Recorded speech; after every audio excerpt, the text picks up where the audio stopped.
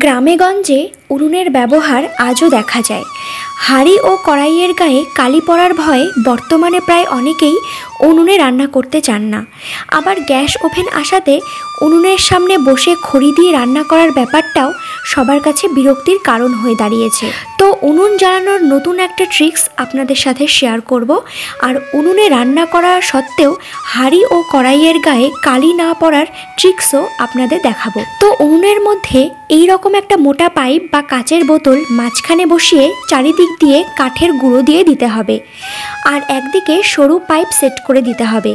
কাঠের গুঁড়ো ভালো মতো দেওয়ার পর পাইপ দুটোকে ধীরে ধীরে বের করে নিতে হবে।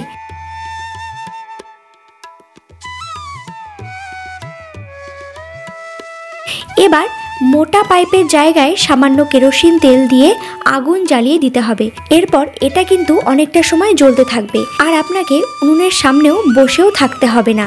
এবার একটা হাঁড়ির গায়ে সর্ষের তেল লাগিয়ে পাতলা ক্যারি ব্যাগ ভালো মতো আটকে দিতে হবে।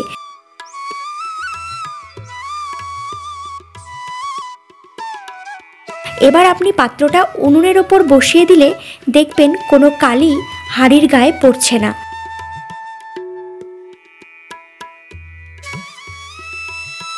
রান্না কমপ্লিট হয়ে গেলে ক্যারি ব্যাগটা খুলে নিতে হবে।